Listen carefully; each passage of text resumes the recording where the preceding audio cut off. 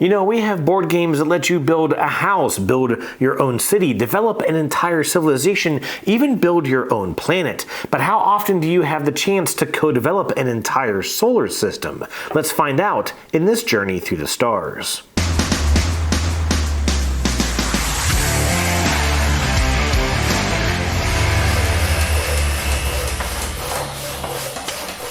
Hey there everyone, I am Jeff, your tabletop technician here in the Dice Tower, and I kinda like space games.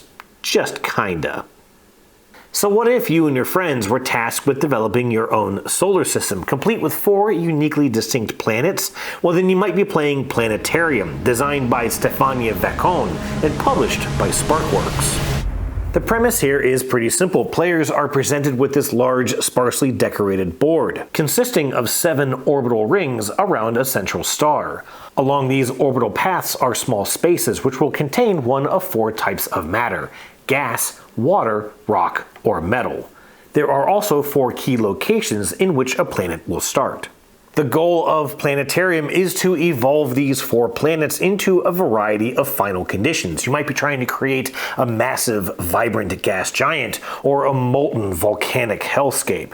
To achieve these final conditions, players will play these cards to slowly evolve the planets. Before they can play these, however, they'll first have to charge these planets by collecting these matter tokens. Now you can do that by moving a planet into a matter token on the board, or moving a matter token into a planet. However you've done so, you'll then place the matter on your individual player board on the space corresponding to the planet which collected the matter.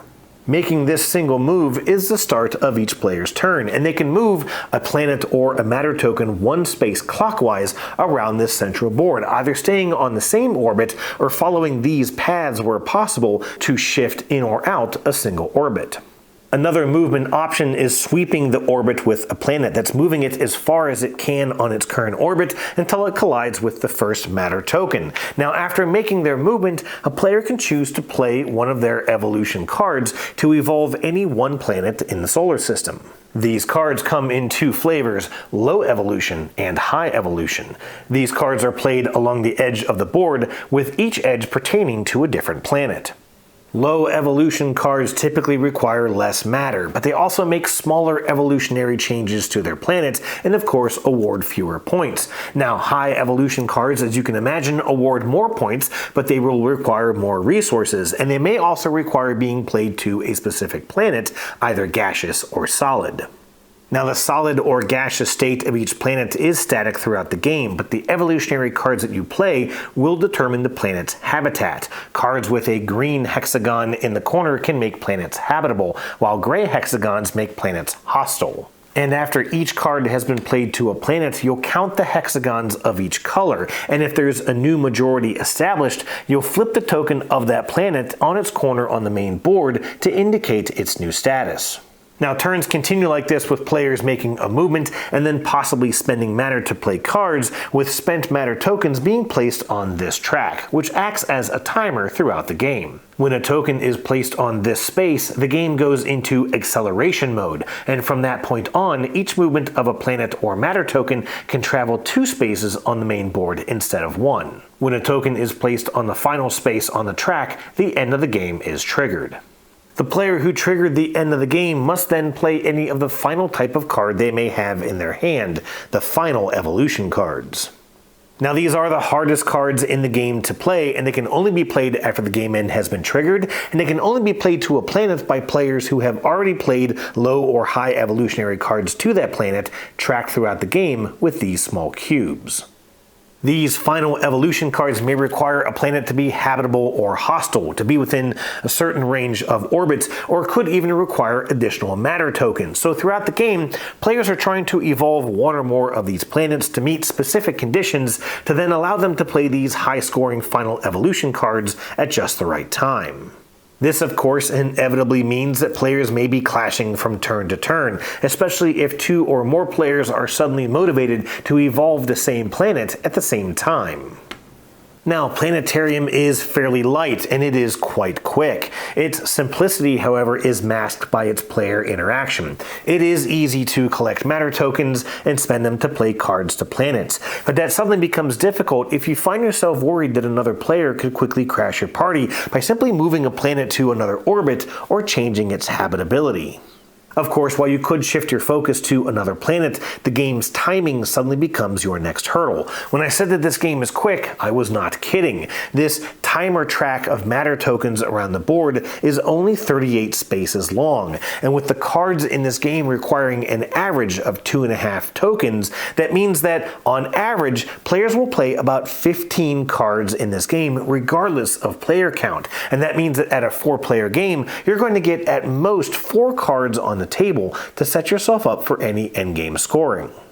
At 2 players, Planetarium is thoughtful, calculative, a little tense, and clever. At 4 players, the game becomes much more rushed, chaotic, stressful, and a bit more random. Now, that's not to say that this game is good at 2 and bad at 4. In fact, I think regardless of the player count, Planetarium just leaves you wanting a bit more, a little bit more time, a little bit more to do. Heck, even in terms of components, I wish that there was a little bag or something to help you with setting up all of these matter tokens. Hey, alright, cool. Thanks. Whoa, oh jeez. What? Oh, I get it. Perhaps the answer to all of these problems is Planetarium's expansion, Primordial. Primordial is the type of expansion that adds a variety of modules, each of which can be added to the game more or less individually, and almost all of them provide some significant impact. The Epochs module reverts the 4 celestial bodies to their protoplanet stage. The change here is pretty simple. Players will start off with 2 proto-evolution cards, which are played with the same rules as the low and high evolution cards. However, once a proto-evolution card is played to a planet, it will dictate the solid or gaseous state of that planet for the remainder of the game.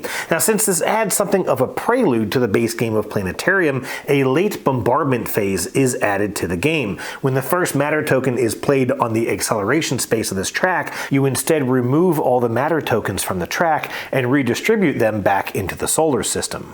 The Frostline module adds a new component to the evolution of your planets, temperature. To play with this expansion, you'll replace the low, high, and final evolution cards with new cards from the expansion. You'll also place these ice belts out onto the main board, establishing a frost line in the solar system. The new cards show new symbols in their list of requirements. These will require the planet to be inside or outside of that frost line in order to play the card. And when you do, these symbols will tell you how many hot or cold tokens to add to the card once it's played to the planet.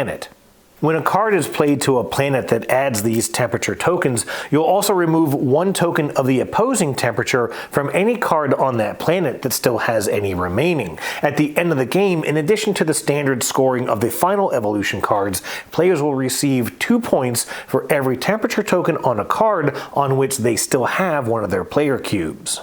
And that's not all for the modules in this expansion. You have these comets, which act as a bit of a wild resource, and you also have this variable-sized star module, which lets you, for the cost of your own victory points, change the size of the star in the middle of your solar system, which in turn moves these Frostline components further from or closer to that central star. Now, none of these modules ramp this game up to a perfect 10 by any means, but they certainly evolve Planetarium in the right direction. Where the base game felt a little too short, the Epochs module adds duration without necessarily adding complexity. And where the base game felt like it needed some additional complexity, the Frostline module adds not only additional challenge in getting those cards played, but adds this very unique twist with the endgame scoring that may or may not always work in your favor. You see, it's quite easy in this game to get a handful of final evolution cards which you can all play to the same planet. But if you're removing all of your cubes from the prior lower and high evolution cards you had played to that planet,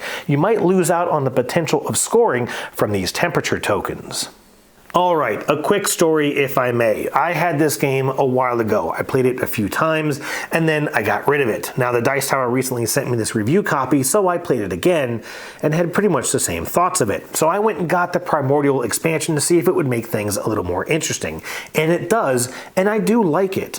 but I still feel like every playthrough of Planetarium is its own flash in the pan. Even at 4 players with the expansion, I went in expecting this random and frustrating experience where we would never be able to get anything done, and it really wasn't that bad. Most of us had no issue getting the planets where we needed them, getting the cards played that we wanted, and then setting ourselves up for some final scoring, although the final scoring of the Frostline module did catch some of us a little off guard, which was nice, and it did help me win. But I still feel like the turns in this game are so fast that before you know it, the matter track is full and you're counting up your endgame score. And while you certainly had plenty to think about in that time frame, Planetarium just doesn't create enough memorable experiences to keep you coming back for more. So I don't know if this game will make it yet again. I might have to make like an ice princess and let it go. Cheers.